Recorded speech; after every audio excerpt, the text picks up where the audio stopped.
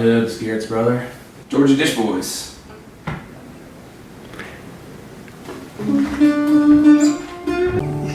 You want to do Birds So Blue? Yeah. Let's do it. Song about moving to Athens.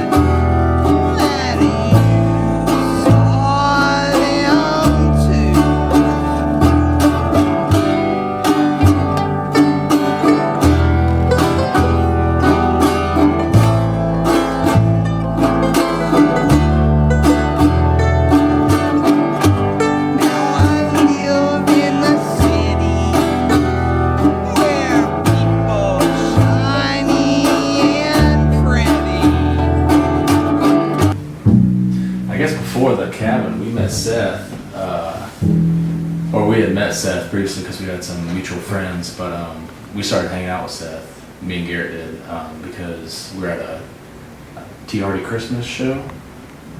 Jessica Lee Mayfield opened, I think. Okay. Yeah. And we saw Seth over there and we're like, hey man, you wanna, after the show, come back and hang out with us? And we started hanging out, and Seth ended up moving into our place. I never left. Yeah. Seth came over and never left. Alaska 2016? Yeah. Yeah. Would have been my third summer That's going our- up there. That was our first. Yeah, Y'all's first summer, that's the my first time I third ever summer. went there. Yeah. That's when the idea originated, and we started kind of putting some songs Yeah. together. And then playing live, first time was 17. Mm-hmm. Yeah, summer of 17 up there. Yeah, we went on a cross-country trip with their old band up to Alaska, and I'd worked up there before, and we all got jobs up there, and they played with their band Reverend that they had. It's like a crazy horse, rowdy Sonic Youth rock band, and we started doing this acoustic stuff like in our tents on the side, just to have some fun, something to do, and then them kind of teaching me how to play, and came back and made a CD in my bedroom and in Rob's bedroom, and Rob recorded all of it on a Tascam, digital Tascam, and I think we all wrote a song each, and Rob played like electric guitar and acoustic guitar, and I played acoustic guitar, and Garrett played bass and mandolin, and Rob played violin on it. This is a song about that drive up there. It's called Highway 1. I guess we were driving up California's Highway 1 and stopped to get gas, and yeah, here we go.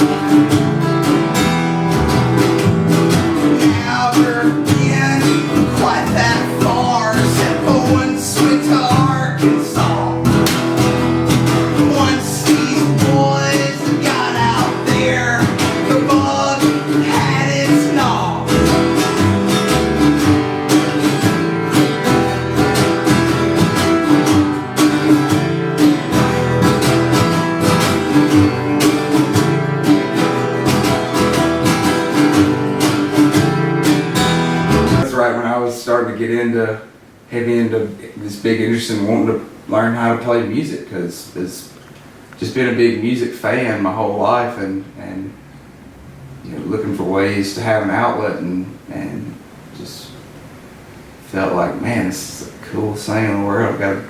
I got to do this somehow, and you know, these guys took me in, and Alaska was like kind of, I guess, where everything came together for us, maybe.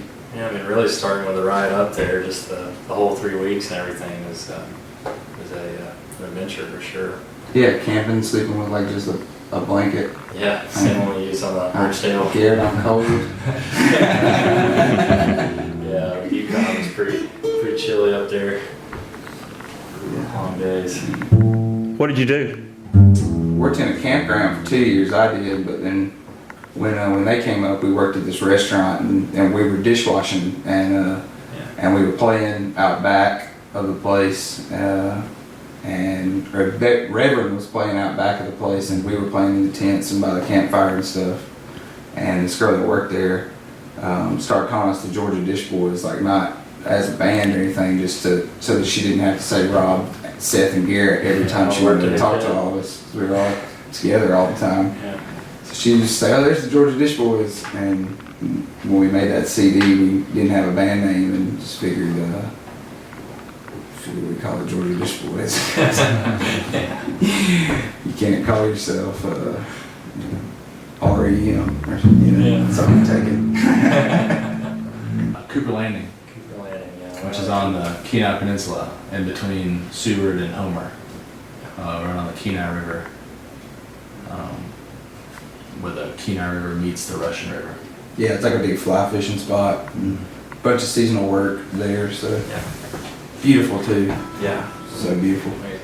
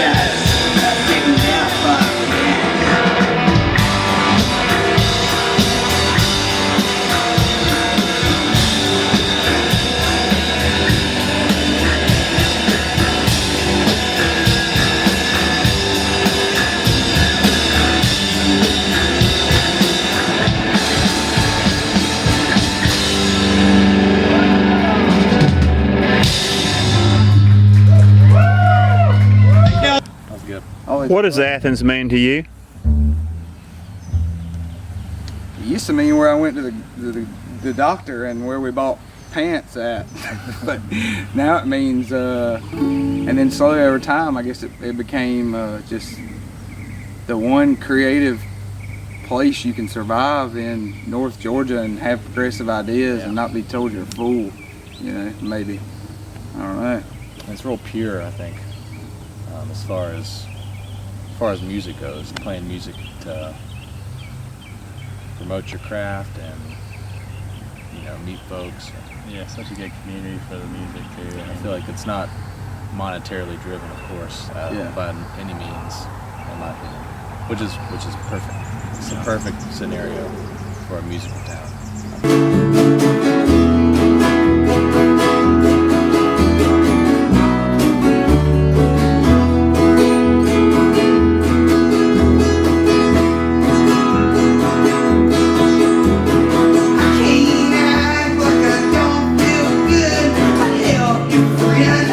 If I could, but her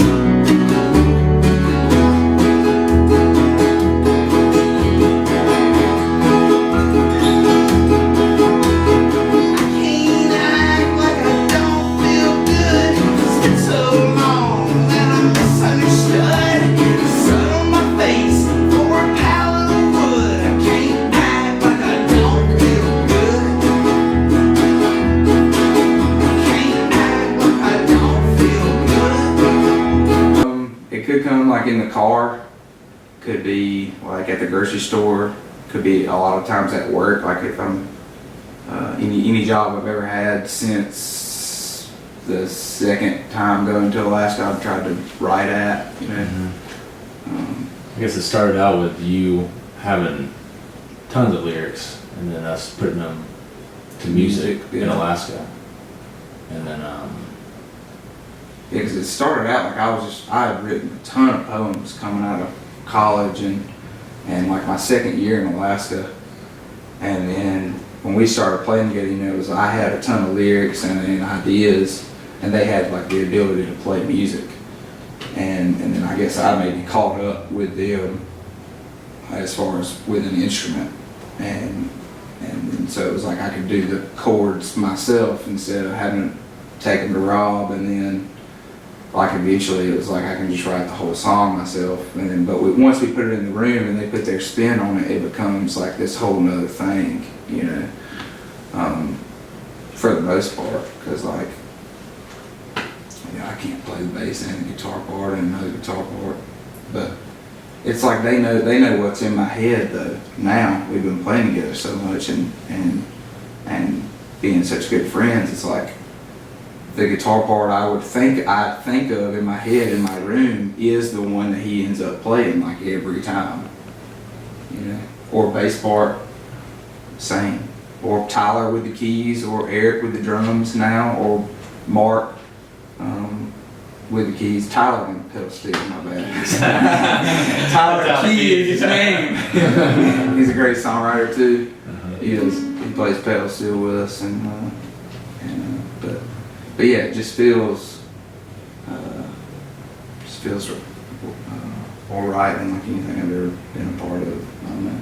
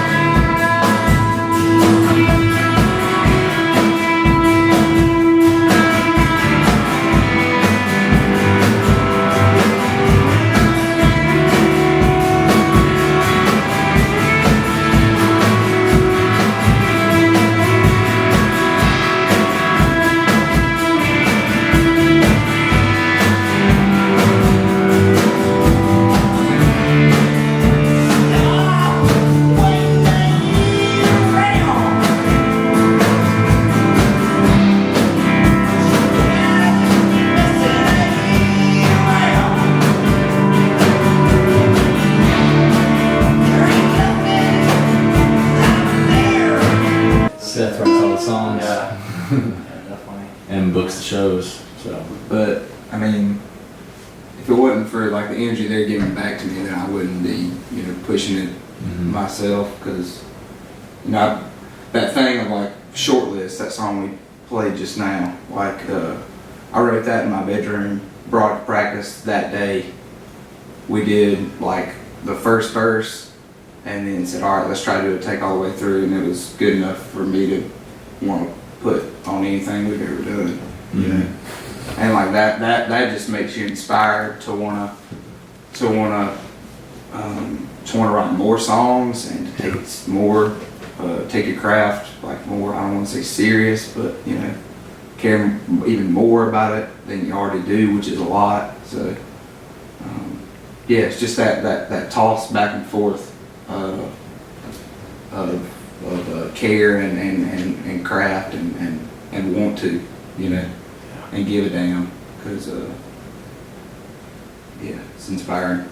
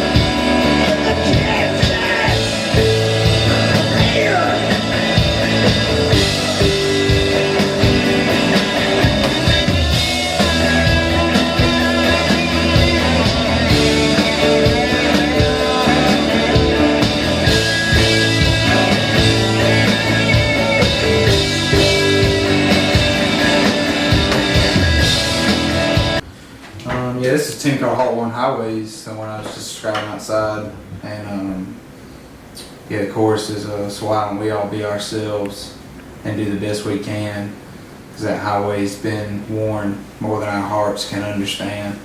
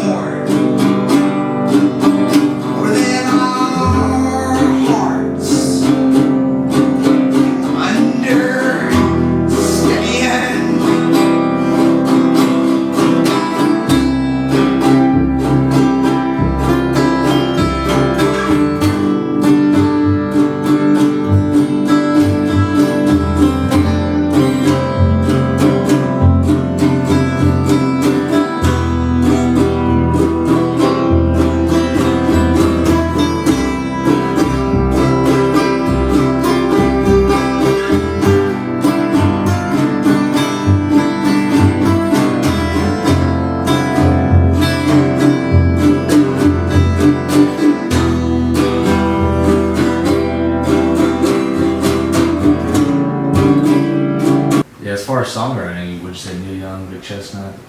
Yeah, Neil Young, Big Chestnut, Hal Gill, John Prine, Towns Van Zandt.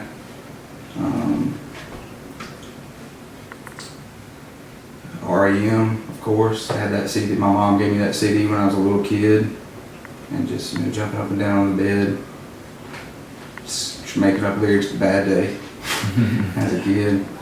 But then with them, it's like when they showed me Giant Sand and Hal Gill and the deeper Vic stuff, and like Sonic Youth and Southern Rock Opera, Drive By Truckers. The first time I ever heard that was in the kitchen at the cabin. Yeah, their drummer from their old band, John Paul, it's a huge influence on this band happening, because he had like 1,000 CDs when we lived at the cabin, and it was like anything from like Nina Simone to like early Replacements demos, so. I remember starting to listen to a lot of Dinosaur Jr. after that trip too. That was fun. I guess the river in my mind when I was writing this song is the Kenai River. Like it's turquoise in color because of the glacier melt of the water, and so it's doesn't look like a normal river, but it could be any river. You know, it doesn't even have to be a river. It could be just like a mindset. You know.